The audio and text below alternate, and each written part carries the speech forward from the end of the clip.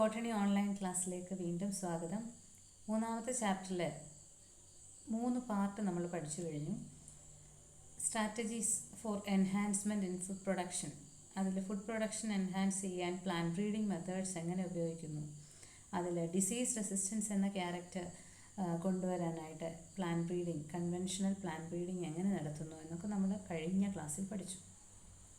അതായത് germplasm screen ചെയ്ത് disease resistant ആയിട്ടുള്ള ജേംപ്ലാസം കളക്ട് ചെയ്ത് അതിൽ നിന്ന് ബെസ്റ്റ് പേരൻസിനെ സെലക്ട് ചെയ്ത് അവയെ ക്രോസ് ചെയ്ത് കിട്ടിയ പ്രോജനിയിൽ ഹൈബ്രിഡ് പ്ലാന്റ്സിൽ ഡിസീസ് റെസിസ്റ്റൻ്റ് ആയിട്ടുള്ള വെറൈറ്റിയെ സെലക്ട് ചെയ്ത് ഒരു പുതിയ വെറൈറ്റി ആയിട്ട് അതിനെ ഡെവലപ്പ് ചെയ്യുന്ന രീതി പറഞ്ഞു.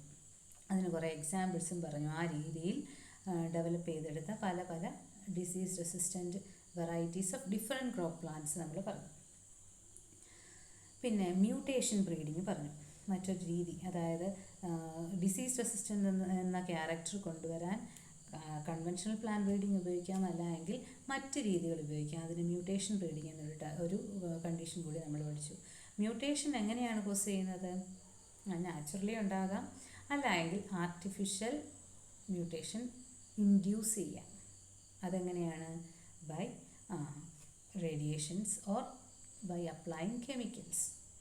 അങ്ങനെ ഒരു പർട്ടിക്കുലർ ക്യാരക്ടർ കൊണ്ടുവരാൻ വേണ്ടി, ഇപ്പോൾ ഫോർ എക്സാമ്പിൾ ഡിസീസ് റെസിസ്റ്റൻസ് എന്ന ക്യാരക്ടർ അവിടെ കൊണ്ടുവരാൻ വേണ്ടി ചെയ്ത എന്താണ്, ഏത് ലൈറ്റ് എക്സ്പോഷർ കൊടുത്താൽ അല്ലെങ്കിൽ ഏത് കെമിക്കൽ അപ്ലൈ ചെയ്താൽ അത് എത്ര നേരം അല്ലെങ്കിൽ എത്ര അളവിൽ കൊടുത്താൽ ഡിസീസ് റെസിസ്റ്റൻസ് എന്ന ക്യാരക്ടർ കിട്ടുമോ അതിനനുസരിച്ച് ആ എക്സ്പോഷർ അല്ലെങ്കിൽ ആപ്ലിക്കേഷൻ നടത്തി, ലൈറ്റ് ആണെങ്കിൽ ആ ലൈറ്റ് എക്സ്പോഷർ അല്ലെങ്കിൽ ലൈറ്റ് അപ്ലൈ ചെയ്യുക, അല്ലെങ്കിൽ കെമിക്കൽസ് അപ്ലൈ ചെയ്ത് ഫേവറബിൾ ഒരു ഇഫക്റ്റ് ഉണ്ടാകുന്നത് വരെ അത് കണ്ടിന്യൂ ചെയ്ത് ഒരു ഫേവറബിൾ എഫക്റ്റ് ഉണ്ടായ ചെടികളെ ഒരു മ്യൂട്ടൻ്റ് വെറൈറ്റി ആയിട്ട് ഡെവലപ്പ് ചെയ്യാം.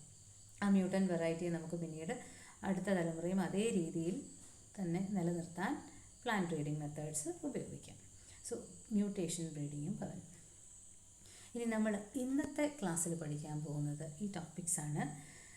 Natural adaptation in plants for pest resistance. Disease resistance പറഞ്ഞു, അടുത്തത് പെസ്റ്റ് റെസിസ്റ്റൻസ് ആണ്. ഇനി മറ്റൊന്നാണ് breeding for pest resistance, breeding for improved food quality, then single cell protein. നമുക്കറിയാം പലതരം പെസ്റ്റ്, കീടങ്ങൾ ചെടികളെ അറ്റാക്ക് ചെയ്യുന്നുണ്ട്. അതുവഴി ഈൽഡിൽ വൻതോതിൽ കുറവുണ്ടാകുന്നുണ്ട്. സോ ഈ കീടങ്ങളെ പ്രതിരോധിക്കുക എന്നത് ഒരു പരിധിവരെ നമുക്ക് കെമിക്കൽസ് ഉപയോഗിച്ച് പ്രതിരോധിക്കാം. എങ്ങനെയാണ്? By applying pesticides. പക്ഷേ അതിനേക്കാൾ നല്ലതാണ് ചെടികളെ റെസിസ്റ്റൻ്റ് ആക്കിയെടുക്കുക എന്നത്, അല്ലേ? ഒരു പെസ്റ്റിനെതിരെ റെസിസ്റ്റൻ്റ് ആയിട്ടുള്ളൊരു വെറൈറ്റി ഉണ്ടാക്കിയെടുത്താൽ ഈ കെമിക്കൽസിൻ്റെ ഉപയോഗം നമുക്ക് കുറയ്ക്കാം, അല്ലേ? സോ പെസ്റ്റ് റെസിസ്റ്റൻസ് എന്ന ക്യാരക്ടർ കൊണ്ടുവരാൻ വേണ്ടി കീടങ്ങൾക്കെതിരെ പ്രതിരോധ ശക്തിയുള്ള ചെടികളെ ഡെവലപ്പ് ചെയ്യാൻ പ്ലാന്റ് ബ്രീഡിംഗ് മെത്തേഡ്സ് ഉപയോഗിക്കുന്നുണ്ട്.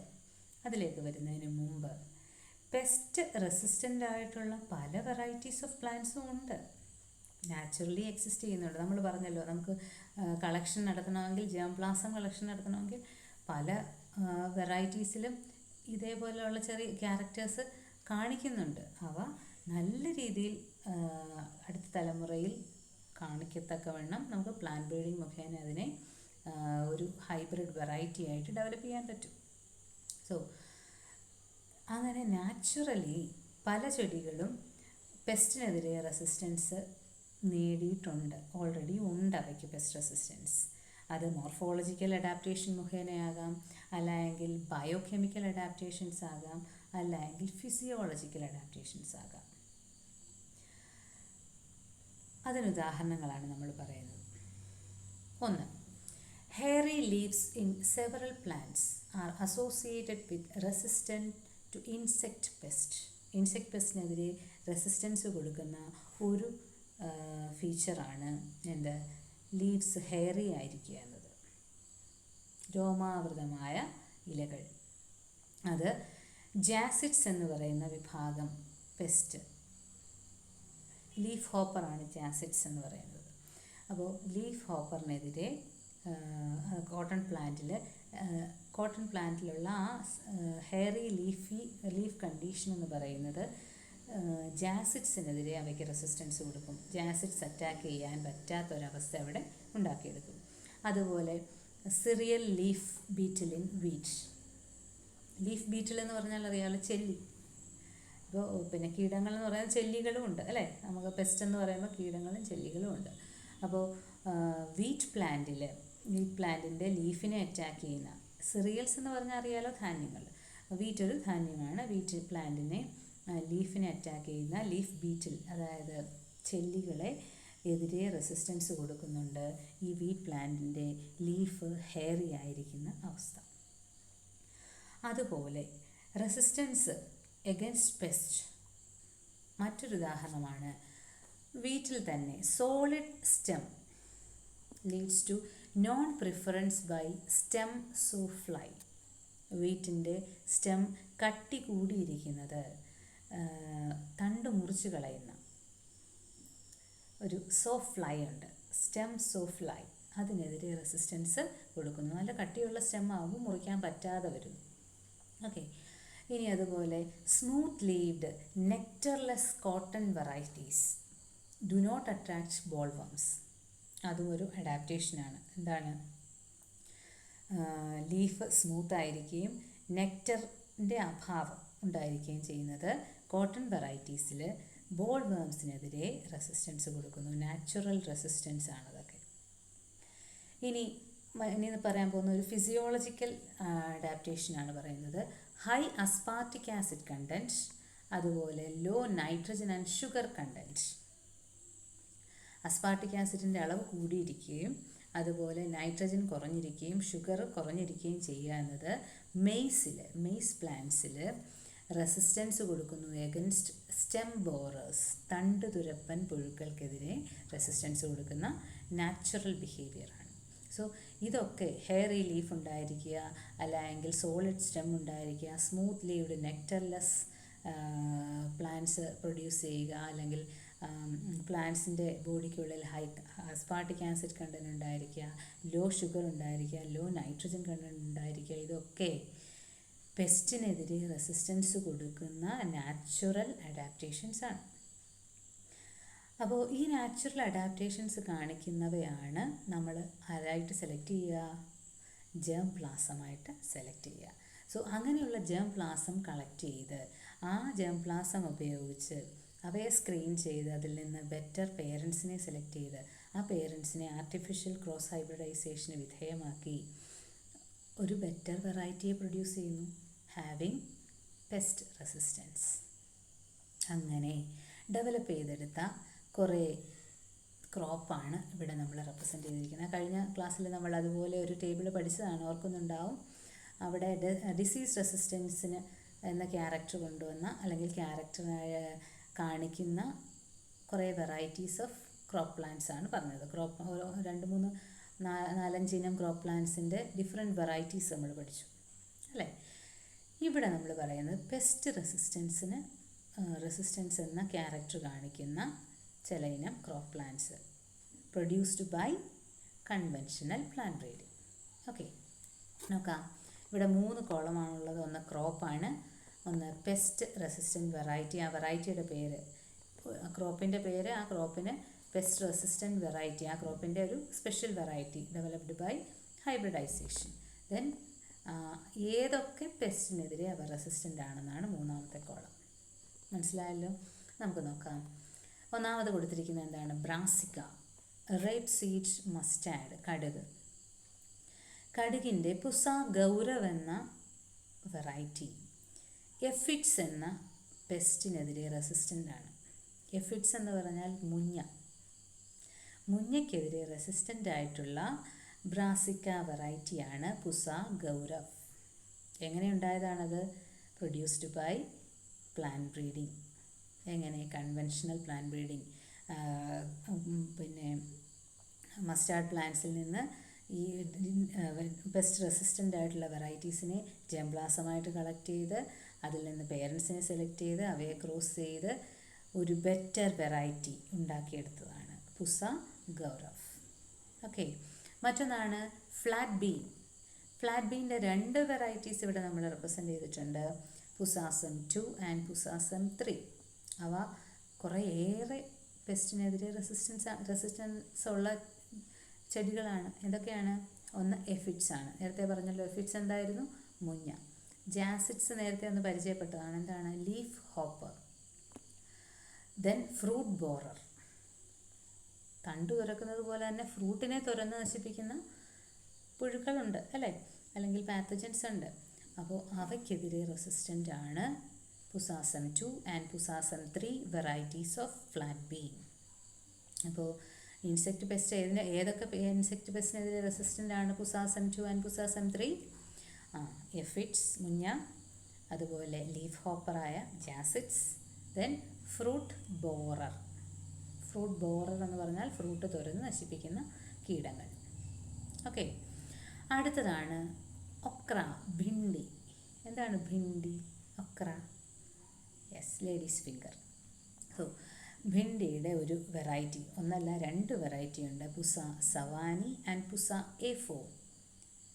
ഈ 2 വെറൈറ്റി ലേഡീസ് ഫിംഗറും എന്ത് റെസിസ്റ്റൻസ് ഉള്ളതാണ്? പെസ്റ്റ് റെസിസ്റ്റൻസ് ഉള്ളതാണ്. ഏതൊക്കെ പെസ്റ്റിനെതിരെ റെസിസ്റ്റൻ്റ് ആണ്? ഷൂട്ട് ആൻഡ് ഫ്രൂട്ട് ബോറർ, തണ്ട് തുരപ്പൻ പുഴുവിനെതിരെയും അതുപോലെ ഫ്രൂട്ട് തുരന്ന് നശിപ്പിക്കുന്ന കീടങ്ങൾക്കെതിരെയും റെസിസ്റ്റൻ്റ് ആയിട്ടുള്ള വെറൈറ്റീസാണ്. ഓക്കെ, ഓർക്കുമല്ലോ, ഇത് പഠിക്കണം, ചോദിക്കുന്നതാണ്. ഓക്കെ, നമുക്കതിനെ ഒന്ന് കാണാം. Pusa Gaurav resistant against aphids, കണ്ടോ? Then flat bean resistant against jassids, aphids and fruit borer അല്ലേ. Then okra bhindi, okra Pusa Sawani, Pusa A4, 2 വെറൈറ്റീസാണ് resistant against shoot and fruit borer. Okay, ഇനി നമ്മൾ പഠിക്കാൻ പോകുന്നത് plant breeding for improved food quality. നമ്മൾ ഈ ചാപ്റ്ററിൽ പൊതുവേ പറയുന്നത് ഫുഡ് പ്രൊഡക്ഷൻ ഇൻക്രീസ് ചെയ്യാനായിട്ട് ഉള്ള സ്ട്രാറ്റജീസാണ്. ഫുഡ് പ്രൊഡക്ഷൻ ഇൻക്രീസ് ചെയ്യണം, അതായത് ഹൈ ഈൽഡിങ് വെറൈറ്റീസിനെ ഡെവലപ്പ് ചെയ്യണം, ഒരു എയിമായി ഇതായിരുന്നു. രണ്ടാമത്തെ എയിം എന്ന് പറയുന്നത് ഡിസീസ് റെസിസ്റ്റൻ്റ് ആയിട്ടുള്ള വെറൈറ്റീസിനെ ഡെവലപ്പ് ചെയ്യുക. മൂന്നാമത്തെ എയിം എന്ന് പറഞ്ഞത് പെസ്റ്റ് റെസിസ്റ്റൻ്റ് ആയിട്ടുള്ള വെറൈറ്റീസിനെ ഡെവലപ്പ് ചെയ്യുക. ഇതൊക്കെ ഒരു പരിധിവരെ സാധിച്ചു എന്ന് പറയാം പ്ലാൻ ബ്രീഡിംഗ് മുഖേന. എന്നാൽ പ്രൊഡ്യൂസ് ചെയ്യുന്ന ഈൽഡ് കൂടുന്തോറും നമ്മുടെ പ്രശ്നങ്ങൾ പരിഹരിക്കപ്പെടുന്നില്ല. ആഹാരം എന്ന് പറഞ്ഞാൽ ആഹാരത്തിലൂടെ കിട്ടേണ്ട എല്ലാ പോഷകങ്ങളും എല്ലാ ജനവിഭാഗത്തിലേക്കും എത്തണം. അത് കിട്ടുന്നുണ്ടോ എന്ന് നമുക്ക് ഉറപ്പുവരുത്തേണ്ടതുണ്ട്. വയറ് നിറച്ച ആഹാരം കഴിച്ചാൽ പോരാ, വേണ്ട കാര്യങ്ങൾ ചെല്ലണം, ന്യൂട്രിയൻസ് എത്തണം അല്ലേ. So quality of food improve ചെയ്യേണ്ടതുണ്ട്. ഈൽഡ് ഇമ്പ്രൂവ് ചെയ്യുന്നതോടൊപ്പം അതിനേക്കാൾ ഫുഡ് ക്വാളിറ്റി ഇമ്പ്രൂവ് ചെയ്യേണ്ടത് ആവശ്യമുണ്ട്. കാരണം എന്താണ്? നമ്മൾ നേരത്തെ പറഞ്ഞ കാര്യങ്ങൾ തന്നെയാണ്. ഇൻക്രീസിങ് പോപ്പുലേഷൻ കാരണം ക്രോപ്പ് ലാൻഡ്സിൻ്റെ അളവ് കുറയുകയാണ്. ഉള്ള ക്രോപ്പ് ലാൻഡ്സിൽ കൂടുതൽ ഈൽഡ് തരുന്ന വെറൈറ്റീസിനെ ഡെവലപ്പ് ചെയ്ത് നമുക്ക് ഉപയോഗിക്കാം. പക്ഷേ ആ ഈൽഡ് എന്ന് പറയുന്നത് നമ്മൾ ഉപയോഗിക്കുന്ന സ്ഥിര ആഹാരങ്ങൾ, സ്റ്റേപ്പിൾ ഫുഡ്സിൽ എന്ന് പറയുന്നത് അരി, ഗോതമ്പ്, ഇതൊക്കെയാണല്ലോ നമ്മുടെ സ്ഥിര ആഹാരങ്ങൾ. അവയിൽ നമുക്ക് കിട്ടാവുന്ന ന്യൂട്രിയൻസിൻ്റെ അളവ് വളരെ കുറവാണ്. അപ്പോൾ അതുമാത്രം കഴിച്ചുകൊണ്ട് മനുഷ്യർക്കെല്ലാം ജീവിക്കാനൊക്കത്തില്ല. എന്തുകൊണ്ടാണ്? അതുമാത്രം കഴിച്ചാൽ നമ്മുടെ ശരീരത്തിന് ഡിസീസ് റെസിസ്റ്റൻസ് ഉണ്ടാകില്ല, അല്ലെങ്കിൽ എന്താ പറയുക, നല്ല ഫാറ്റ് കിട്ടണമെന്നില്ല, അല്ലെങ്കിൽ നല്ല പ്രോട്ടീൻ കിട്ടണമെന്നില്ല, മിനറൽസ് കിട്ടണമെന്നില്ല, വൈറ്റമിൻസ് കിട്ടണമെന്നില്ല.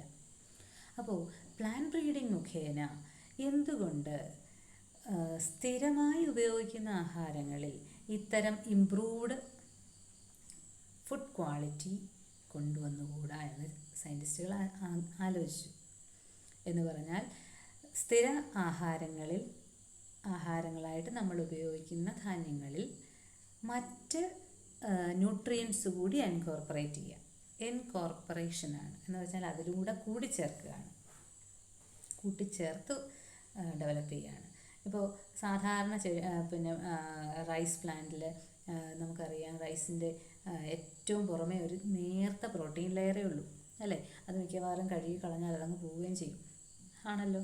അപ്പോൾ അതുപോലെ പിന്നെ പ്രോട്ടീൻ ലെയർ അല്ലെങ്കിൽ ഒരു നല്ല ഫാറ്റ്, നല്ല നമുക്ക് ഹെൽത്തിയർ ആയിട്ടുള്ള ഫാറ്റ്, ഹെൽത്തിയർ ആയിട്ടുള്ള പ്രോട്ടീൻ, ഹൈ പ്രോട്ടീൻ കണ്ടൻറ്റ് അല്ലെങ്കിൽ വൈറ്റമിൻ, റിക്വയർഡ് ആയിട്ടുള്ള വൈറ്റമിൻസ് അല്ലെങ്കിൽ മിനറൽസ് ഇതൊക്കെ കിട്ടണമെന്നുണ്ടെങ്കിൽ എന്തു വേണം?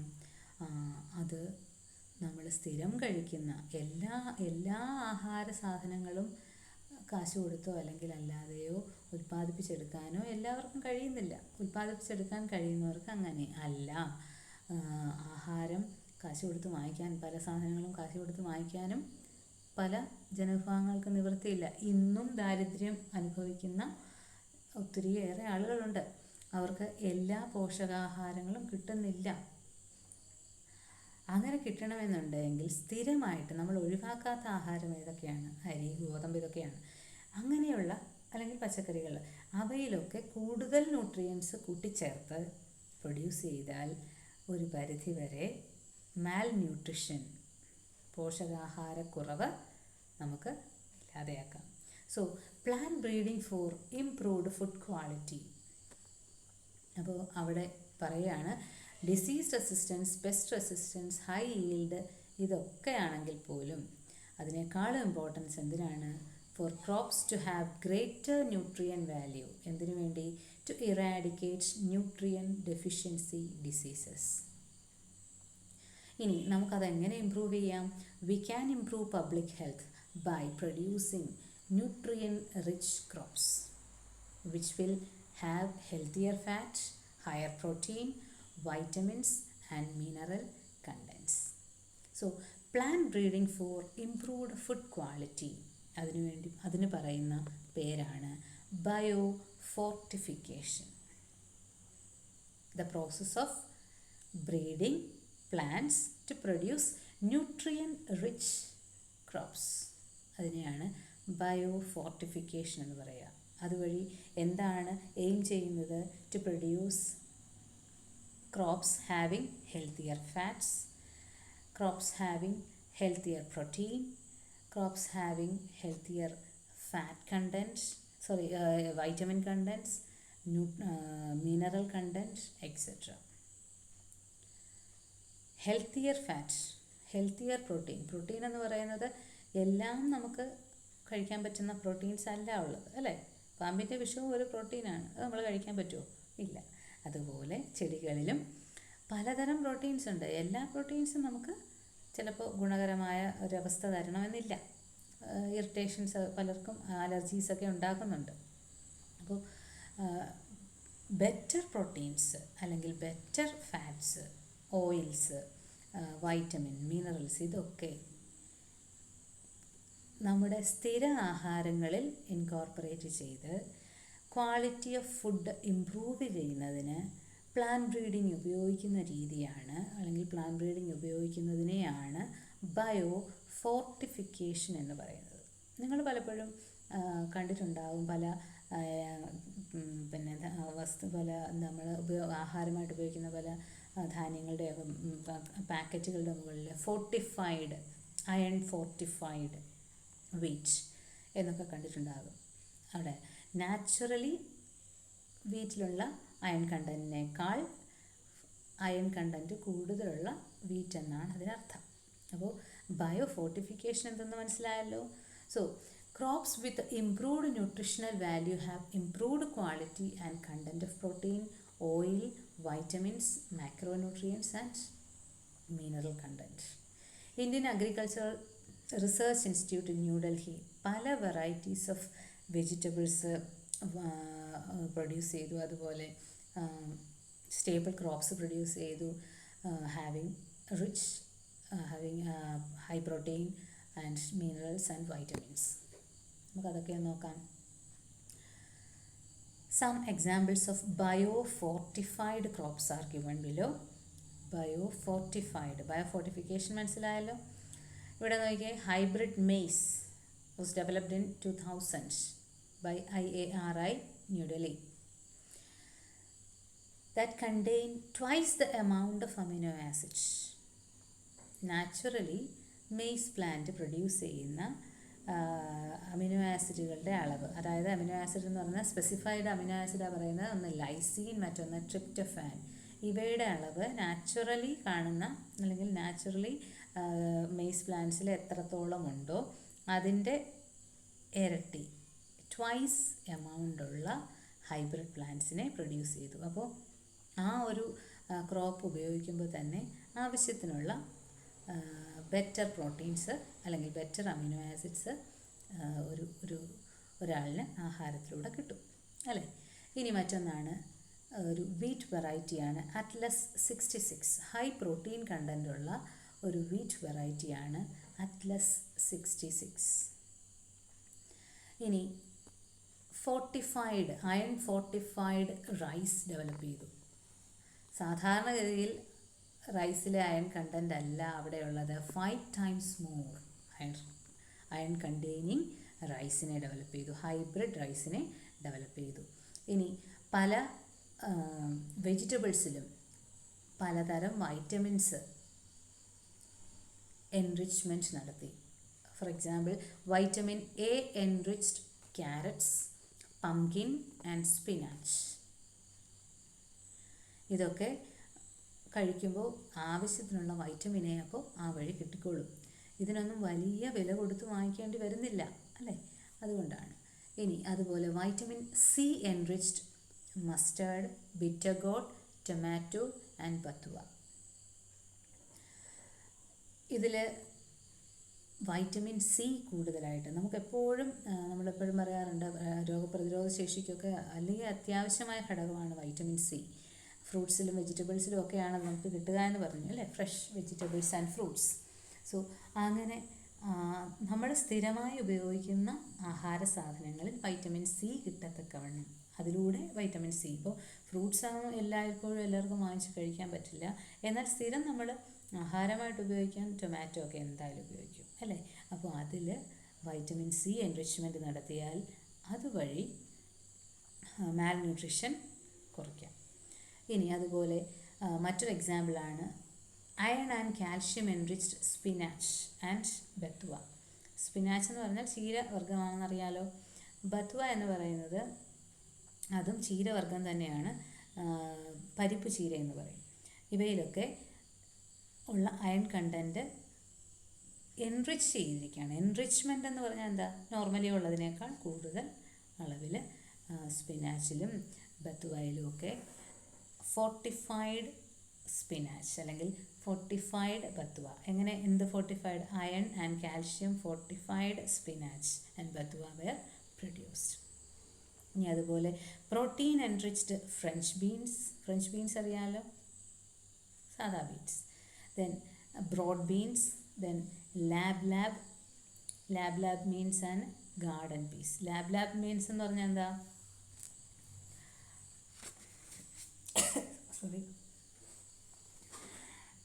ലാബ് മീൻസ് എന്ന് പറഞ്ഞാൽ അമരപ്പയർ കേട്ടിട്ടുണ്ടല്ലോ. ദെൻ വാളരിപ്പയർ അറിയാമല്ലോ. ബ്രോഡ് ബീൻസ് എന്ന് പറയുന്ന വാളരിയാണ്, വാളരി. അവയിലൊക്കെ പ്രോട്ടീൻ എൻറിച്ച്മെൻറ്റ് നടത്തി. അപ്പോൾ സ്ഥിരമായി ഉപയോഗിക്കുന്ന ആഹാര സാധനങ്ങളിൽ അല്ലെങ്കിൽ വലിയ വില കൊടുത്ത് വാങ്ങിക്കേണ്ടാത്ത ആഹാര സാധനങ്ങളിൽ ആഹാരമായിട്ട് ഉപയോഗിക്കുന്ന വെജിറ്റബിൾസിലും ഫ്രൂട്ട്സിലും ധാന്യങ്ങളിലുമൊക്കെ സാധാരണഗതിയിലുള്ള ന്യൂട്രിയൻസ് ആഡ് ചെയ്യാൻ വേണ്ടി പ്ലാന്റ് ബ്രീഡിംഗ് എന്ന ടെക്നിക്ക് ഉപയോഗിച്ച് ഡെവലപ്പ് ചെയ്തെടുത്ത ബയോഫോർട്ടിഫൈഡ് ക്രോപ്സാണ് നമ്മൾ കണ്ടത്. ഓക്കെ, ഇനി നോക്കിയാൽ ഇവിടെ iron, zinc and protein enriched റൈസാണിത്. ഇത് അയൺ ആൻഡ് സിങ്ക് എൻറിച്ച്ഡ് അല്ലെങ്കിൽ കണ്ടെയ്നിങ് എന്നല്ല, എൻറിച്ച്ഡ് വീറ്റാണ്, കൂടുതൽ അളവിലുള്ള വീറ്റാണ്. Iron, zinc, and protein enriched maize. അങ്ങനെ പല ക്രോപ്പ് വെറൈറ്റീസാണ് ഇവിടെ റെപ്രസെൻറ്റ് ചെയ്തിരിക്കുന്നത്. ഓക്കെ, ടാർഗറ്റ് ക്രോപ്സ് ആണിവ, പ്രൊഡ്യൂസ്ഡ് ബൈ ബയോഫോർട്ടിഫിക്കേഷൻ. ഇനി ബയോഫോർട്ടിഫൈഡ് റൈസ് ആണ് ഇവിടെ കാണിച്ചിരിക്കുന്നത്. നോർമൽ റൈസ് ആണ് ഇത്, ബയോഫോർട്ടിഫൈഡ് റൈസ് ആണ്. നിങ്ങൾ കേട്ടിട്ടുണ്ടാവും golden rice, vitamin A enriched rice ആണ്. അപ്പോൾ അവയൊക്കെ ബയോഫോർട്ടിഫൈഡ് ക്രോപ്സ് ആണ്. പിന്നെ ബയോഫോർട്ടിഫൈഡ് സ്വീറ്റ് പൊട്ടാറ്റോ, അതായത് വൈറ്റമിൻ എയും പിന്നെ അതുപോലെ zinc containing rice, zinc containing wheat, അതുപോലെ iron containing pearl millet, vitamin A containing maize, iron containing beans, vitamin A containing cassava means മരച്ചീനി. അപ്പോൾ നമ്മൾ സ്ഥിരം ഉപയോഗിക്കുന്ന ആഹാര സാധനങ്ങളിലേക്കാണ്, അല്ലെങ്കിൽ ആഹാരമായി ഉപയോഗിക്കുന്ന ധാന്യങ്ങളിലും വെജിറ്റബിൾസിലും അഡീഷണൽ ന്യൂട്രിയൻസ് ആഡ് ചെയ്യുകയാണ്. ശരിയല്ലേ? By plant breeding. That technique is called biofortification. വ്യക്തമായല്ലോ? ഇനി നമ്മൾ പഠിക്കാൻ പോകുന്നത് single cell protein. Single cell protein എന്ന് പറയുന്നത്, നമുക്കറിയാം നമ്മുടെ ശരീരത്തിൽ ഏറ്റവും കൂടുതൽ ആവശ്യമുള്ളത് പ്രോട്ടീൻസ് ആണ്. നമ്മുടെ എന്നല്ല, ഏതൊരു ഓർഗാനിസത്തിൻ്റെയും ബോഡിയിൽ പ്രോട്ടീൻ വളരെ അത്യാവശ്യമാണ്. സോ ഒരു സൊസൈറ്റിയിലെ എല്ലാ ജനവിഭാഗങ്ങൾക്കും ഒരുപോലെ എല്ലാത്തരം ആഹാരവും ഉപയോഗിക്കാൻ പറ്റില്ല എന്ന് നമ്മൾ പറഞ്ഞു കഴിഞ്ഞു. അതുകൊണ്ടാണ് ബയോഫോർട്ടിഫിക്കേഷൻ ഉപയോഗിച്ച് നമ്മൾ ഫോർട്ടിഫൈഡ് ക്രോപ്സിനെ ഡെവലപ്പ് ചെയ്തെന്ന് പറഞ്ഞു. ഇനി വലിയ ചിലവൊന്നുമില്ലാതെ മൈക്രോ ഓർഗാനിസംസിനെ ഉപയോഗിച്ച് പ്രോട്ടീൻ സപ്ലിമെൻറ്റ്സ് ഉണ്ടാക്കിയെടുക്കുന്ന രീതിയാണ് പറയുന്നത് സിംഗിൾ സെൽ പ്രോട്ടീൻ. നമുക്ക് ആവശ്യമായ ഹെൽത്തിയർ പ്രോട്ടീൻ പ്രൊഡ്യൂസ് ചെയ്യാൻ നമ്മുടെ ശരീരത്തിൽ നോർമലി പ്രൊഡ്യൂസ് ചെയ്യും. അതിൽ കൂടുതൽ അളവിൽ നമുക്ക് ആവശ്യം വന്നാൽ പ്രോട്ടീൻ പൗഡറൊക്കെ ഇല്ലേ, ആ പ്രോട്ടീൻ പൗഡർ ഉണ്ടാക്കിയെടുക്കുന്നത് എങ്ങനെയാണ്? ബൈ മറ്റ് മൈക്രോ ഓർഗാനിസംസിനെ ഉപയോഗിച്ചാണ്. അവയുടെ ബയോമാസ് പ്രൊഡക്ഷനിൽ നമ്മൾ എക്സ്പ്ലോയിറ്റ് ചെയ്യുകയാണ്. ഓക്കെ, നോക്കാം.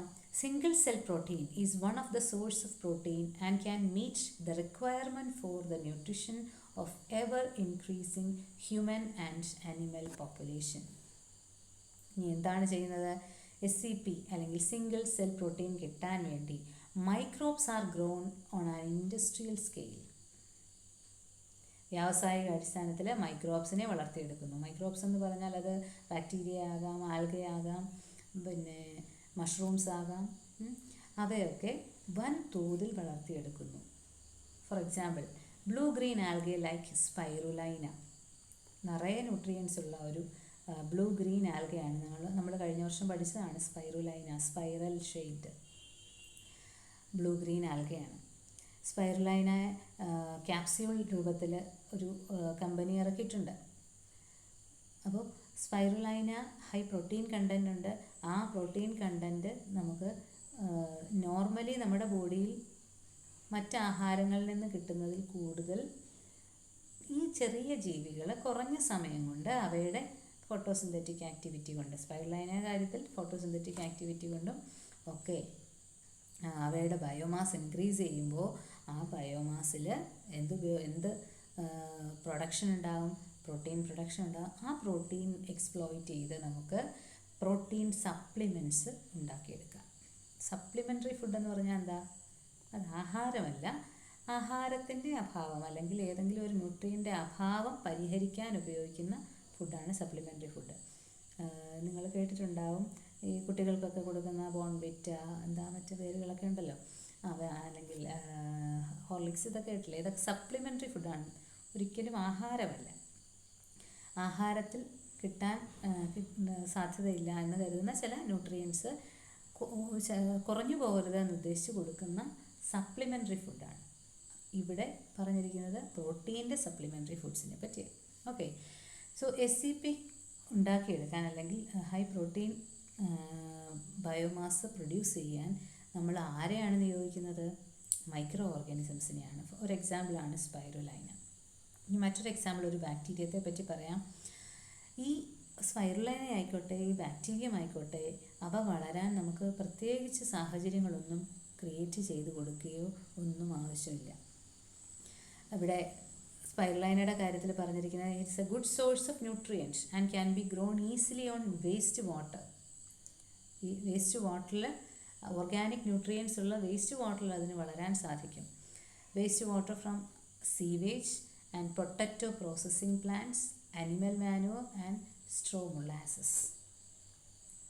ഇങ്ങനെയുള്ള വേസ്റ്റ് വാട്ടർ സീവേജിലെ വേസ്റ്റ് വാട്ടറിലോ അല്ലെങ്കിൽ പൊട്ടറ്റോ പ്രോസസ്സിംഗ് പ്ലാന്റിൽ നിന്ന് ഒഴുക്കിക്കളയുന്ന വെള്ളം അല്ലെങ്കിൽ അതിൻ്റെ അവിടെ ഉപയോഗശൂന്യമായിട്ട് പുറന്തള്ളുന്ന എന്ത് വസ്തുക്കളുണ്ടോ ആ വസ്തുക്കളെന്ന് പറയുന്നത് ഓർഗാനിക് ന്യൂട്രിയൻ കണ്ടെയ്നിങ് ആണ്.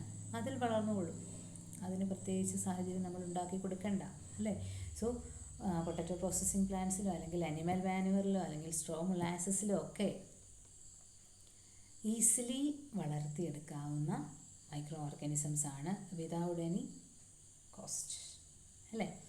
അതുകൊണ്ട് അങ്ങനെയുള്ള കുഞ്ഞു ജീവികളെ ഉപയോഗിച്ച് പ്രോട്ടീൻ്റെ പ്രൊഡക്ഷൻ നമുക്ക് കൂട്ടാം. നമ്മൾ ബാക്ടീരിയയുടെ എക്സാമ്പിൾ പറഞ്ഞു വരുമായിരുന്നു. എക്സാമ്പിൾ അതിൻ്റെ പേരൊന്ന് പഠിച്ചു വെക്കണം. മെഥൈലോഫൈലസ് മെഥൈലോട്രോഫസ്. ഈ ബാക്ടീരിയ 25 ടൺ പ്രോട്ടീൻ പ്രൊഡ്യൂസ് ചെയ്യും. അതിൻ്റെ ഹൈ ഗ്രോത്ത് റേറ്റ് കൊണ്ടും ബയോമാസ് പ്രൊഡക്ഷൻ കൊണ്ടും. അതായത് ഒരു എക്സാമ്പിൾ നിങ്ങളുടെ ടെക്സ്റ്റിൽ പറഞ്ഞിട്ടുണ്ട്. 250 കിലോ വെയിറ്റുള്ള ഒരു പശുവിൻ്റെ ബോഡിയിൽ ഒരു ദിവസം ഉണ്ടാകാവുന്ന പ്രോട്ടീൻ എന്ന് പറഞ്ഞാൽ 250 ഗ്രാം മാത്രമാണ്. പക്ഷേ ആ പശുവിനെ വളർത്താനും അതിനെ പരിപാലിക്കാനും രോഗങ്ങളില്ലാതിരിക്കാനും ഒക്കെയുള്ള ആ കണ്ടീഷൻ നമ്മൾ പ്രൊവൈഡ് ചെയ്താലാണ് ഈ പറയുന്ന ഈൽഡ് നമുക്ക് കിട്ടുക. ശരിയല്ലേ? എന്നാൽ ആ സ്ഥാനത്ത് തീരെ ചെറിയ വളരാൻ യാതൊരു സാഹചര്യങ്ങളും നമ്മൾ ഒരുക്കി കൊടുക്കേണ്ടാത്ത ബാക്ടീരിയകൾ, മെഥൈലോഫൈലസ് മെഥൈലോട്രോഫസ് പോലെയുള്ള ബാക്ടീരിയകൾ 25 ടൺ പ്രോട്ടീനാണ് പ്രൊഡ്യൂസ് ചെയ്യുന്നത്. അതിൻ്റെ ഗ്രോത്ത് കപ്പാസിറ്റി കൊണ്ട്, ഹൈ ഗ്രോത്ത് റേറ്റ് കൊണ്ട്. ഓക്കെ. അതുപോലെ മറ്റൊരു സിംഗിൾ സെൽ പ്രോട്ടീനാണ് എഡിബിൾ മഷ്റൂംസ് എല്ലാം എഡിബിൾ അല്ല, അത് നമുക്കറിയാം. നമ്മൾ കഴിഞ്ഞ വർഷം കുറേ മഷ്റൂംസ് പരിചയപ്പെട്ടിരുന്നു. അതിൽ എഡിബിൾ മഷ്റൂംസ് നമുക്കിതുപോലെ ഹൈ പ്രോട്ടീൻ സോഴ്സായിട്ട്, സപ്ലിമെൻ്ററി ഫുഡായിട്ട് ഉപയോഗിക്കാവുന്നതാണ്. അപ്പോൾ സിംഗിൾ സെൽ പ്രോട്ടീൻസ് എന്താണ്? They are microbial proteins refer to edible unicellular microorganisms. The biomass or protein extract from pure or mixed cultures of algae, yeast, fungi and bacteria may be used as an ingredient or a substitute for protein-rich foods and is suitable for human consumption or as an animal feed. Cattle ഫീഡായിട്ടോ അല്ലെങ്കിൽ മനുഷ്യന് ഉപയോഗിക്കാവുന്ന തരം proteins ആണവ. Okay. A very high protein content, about 43 to 85% dry മാസിൽ അവയുടെ ശരീരത്തിൽ അത് കിട്ടും. നമുക്ക് പ്രോട്ടീൻ കിട്ടും. They can utilise a broad spectrum of raw materials. നമ്മൾ നേരത്തെ പറഞ്ഞു വേസ്റ്റ് വാട്ടറിലോ അല്ലെങ്കിൽ പൊട്ടറ്റോ പ്രോസസ്സിംഗ് പ്ലാന്റ്സിലോ അല്ലെങ്കിൽ waste water from potato processing പ്ലാന്റിലോ അതല്ലെങ്കിൽ സ്ട്രോ മൊളാസസിലോ ഒക്കെ വളരാവുന്ന ഇനം ജീവികളാണിത്. അവയ്ക്ക് പ്രത്യേകിച്ച് നമ്മൾ ജീവിത സാഹചര്യങ്ങൾ ഉണ്ടാക്കി കൊടുക്കണ്ട. പക്ഷേ പകരം നമുക്ക് പ്രോട്ടീൻ തരുന്നുണ്ട്. അതോടൊപ്പം മറ്റൊരു ഗുണം കൂടിയുണ്ട്. ഓർഗാനിക് ന്യൂട്രിയൻസ് ഉള്ള ഭാഗത്ത് എപ്പോഴും അവയുടെ ഡികമ്പോസിഷൻ നടന്ന് അതിൻ്റെ ഇപ്പോൾ വാട്ടറൊക്കെ പ്യൂരിഫൈ ചെയ്യപ്പെടുകയാണ്. അതിലെ വാട്ടറിലെ ഓർഗാനിക് ന്യൂട്രിയൻസിനെ അല്ലെങ്കിൽ അതിലുള്ള ഈ ഫുഡ് മെറ്റീരിയൽസ് ഇവ കൺസ്യൂം ചെയ്യുന്നത് കൊണ്ട് പൊല്യൂഷൻ വലിയൊരളവ് കുറയ്ക്കപ്പെടും. ശരിയല്ലേ? So does they help in the removal of pollutants also. Strains with high yield and good composition can be selected or produced relatively easily. നമുക്ക് ആവശ്യമായ എന്നാൽ നല്ല ഈൽഡ് തരുന്ന ഇനം മൈക്രോ ഓർഗാനിസംസിനെ നമുക്ക് വളർത്തിയെടുക്കാം. അതുവഴി നമുക്ക് സപ്ലിമെൻ്ററി പ്രോട്ടീൻ സപ്ലിമെൻ്റായിട്ട് അതിൻ്റെ ബയോമാസിനെ ഉപയോഗിക്കാം. The production of single-cell protein takes place in a fermentation process.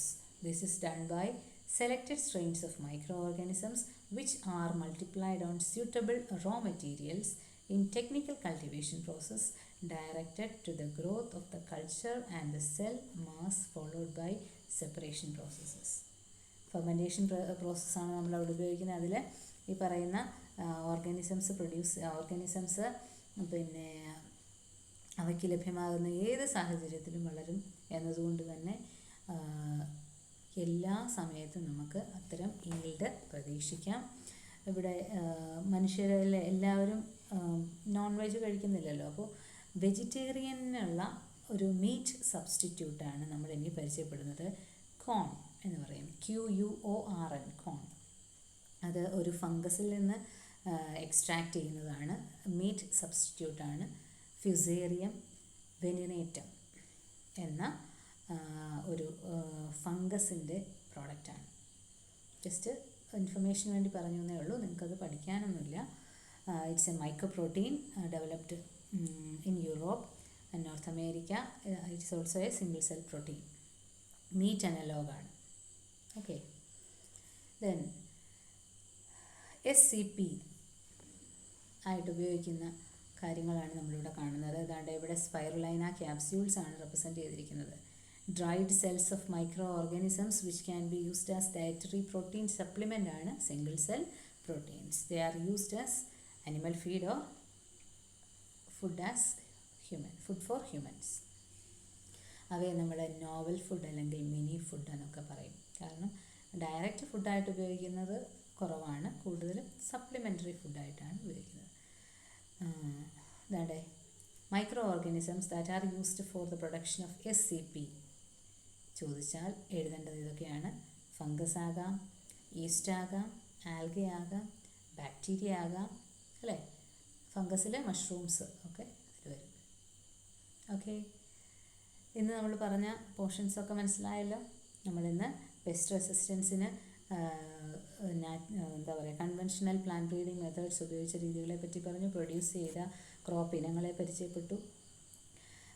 Pest resistance naturally കാണിക്കുന്ന ചെടികളുണ്ട്, അവയിൽ ആ നാച്ചുറൽ അഡാപ്റ്റേഷൻസ് എന്തൊക്കെയാണെന്ന് പരിചയപ്പെട്ടു. പിന്നെ നമ്മൾ പറഞ്ഞത് SCP സിംഗിൾ സെൽ പ്രോട്ടീൻ എന്താണെന്ന് പറഞ്ഞു, അല്ലേ? മനസ്സിലായല്ലോ. ഇനി നമുക്ക് അടുത്ത ക്ലാസ്സിൽ കാണാം. നോട്ട്സൊക്കെ തയ്യാറാക്കി വെക്കുക, സംശയങ്ങൾ തീർത്ത് വെക്കുക. വീണ്ടും കാണാം. See you.